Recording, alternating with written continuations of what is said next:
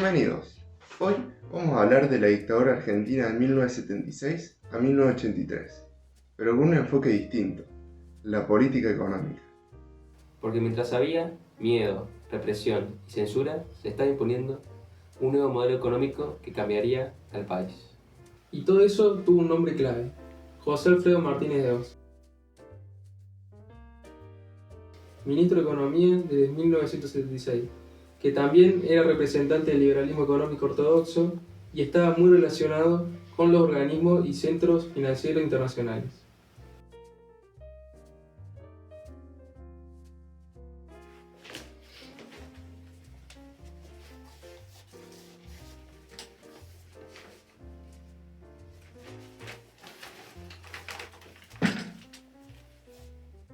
Apenas asumió, Martínez de Hoz presentó su programa de recuperación, saneamiento y expansión de la economía argentina, el 2 de abril de 1976.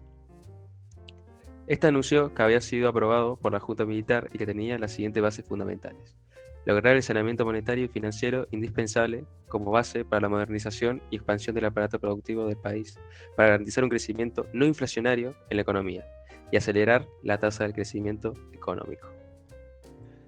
Su objetivo en el corto plazo era controlar lo que llamó los tres incendios: la inflación, la deuda externa y la caída en los niveles de producción.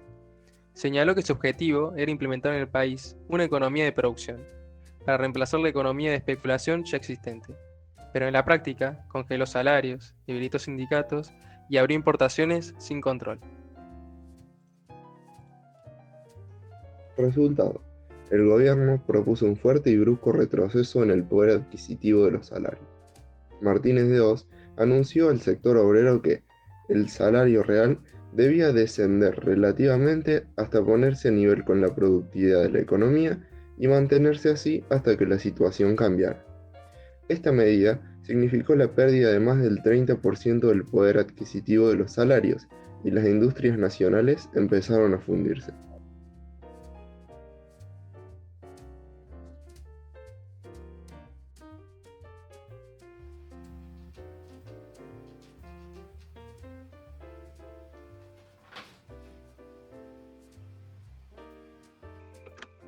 En 1977 llegó la reforma financiera.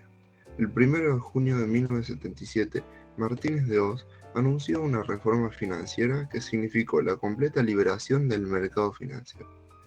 La nueva ley autorizaba un mercado libre del dinero, en el que las tasas de interés se definían a través de la oferta y la demanda.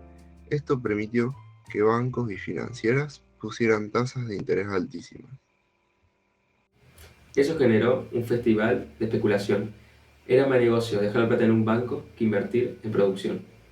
Así, muchas empresas se endeudaron y miles tuvieron que cerrar.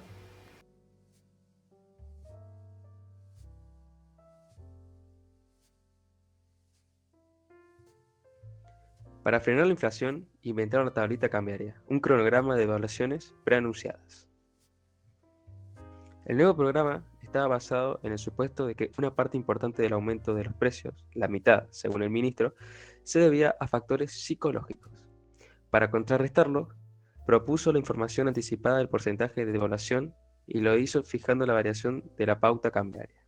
Es decir, cuál sería la relación entre el peso y el dólar para cada día de los siguientes 8 meses, de enero a agosto de 1979. De este modo, quedó establecido en un instrumento, que se conoció como la tablita, cuál iba a ser en ese lapso el porcentaje de devaluación de la moneda argentina.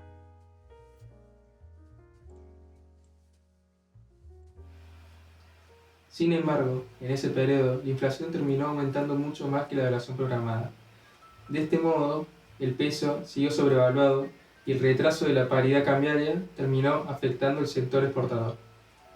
El resultado de esta tablita cambiaria fueron productos importados baratos, gente viajando al exterior y las fábricas nacionales fundidas, haciendo otra vez que ganaran pocos y perdieran miles de trabajadores.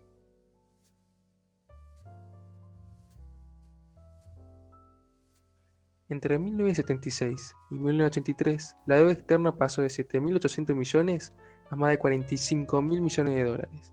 En solo 7 años, la dictadura multiplicó la deuda por casi 6. Y lo más grave es que gran parte de esa plata nunca llegó a la gente. No se usó para fábricas, escuelas ni hospitales. Se usó para financiar la fuga de capitales, especulación financiera y pago de intereses. Era un círculo vicioso.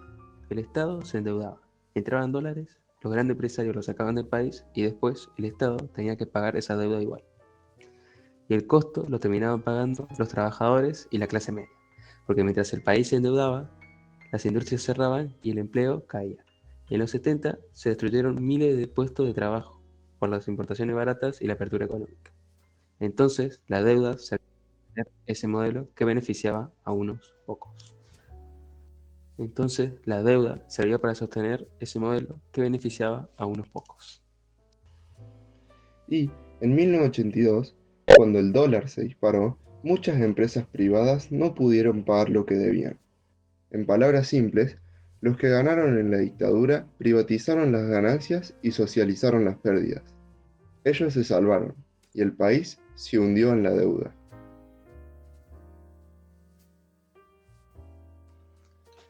En 1982, en plena crisis del modelo económico, el presidente del Banco Central, Domingo Cavallo, tomó una decisión histórica: estatizó la deuda privada. Eso significó que las deudas que tenían las grandes empresas pasaron a ser pagadas por el Estado. Es decir, que las empresas más ricas, las que se habían endeudado en dólares para hacer negocios o sacar plata afuera, se salvaron, y el resto del país quedó con la deuda encima. Sí, y no fueron empresas chicas. Eran bancos multinacionales y grupos económicos que habían ganado millones durante la dictadura. Cuando el dólar subió y no pudieron pagar sus deudas, el Estado se las compró y las pagó por ellos. Eso fue lo que se conoció como la estatización de la deuda privada. Fue esa medida la que consolidó la transferencia de la riqueza pública hacia los sectores financieros y empresariales.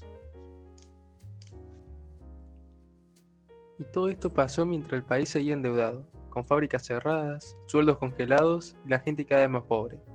Por eso, muchos economistas dicen que en 1982 se cerró el círculo del modelo de Martínez de Oz. El Estado, que antes intervenía para sostener la industria, ahora lo hacía para salvar a los grupos más poderosos.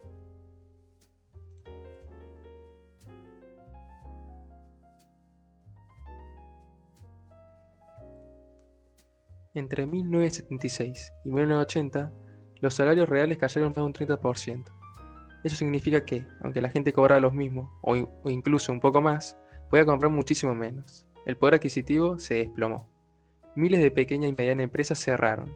Muchas fábricas familiares no pudieron competir con los productos importados que entraban baratos, y tuvieron que despedir trabajadores, o directamente cerrar sus puertas. Y ahí es donde entra en juego la represión. No fue solo política, fue también económica. Los sindicatos fueron intervenidos, las huelgas prohibidas y los delegados perseguidos o desaparecidos. Era una forma de disciplinar a los trabajadores, meter miedo para que nadie se organizara ni reclamara derechos. Y así fue como la represión fue también una herramienta para imponer el nuevo modelo económico. Si el miedo domina, nadie protesta. Y así podían bajar salarios, eliminar convenios y pedir sin resistencia. En el fondo, ese modelo necesitaba silencio, no solo el silencio de la censura, sino el silencio del hambre y del miedo. Mientras unos pocos se enriquecían, la mayoría perdía sus derechos laborales y su voz. Por eso, cuando se habla de dictadura, no se puede separar la represión de la economía. Las dos cosas estaban unidas. El terrorismo de Estado sirvió para imponer un sistema económico que concentró la riqueza y destruyó la organización social.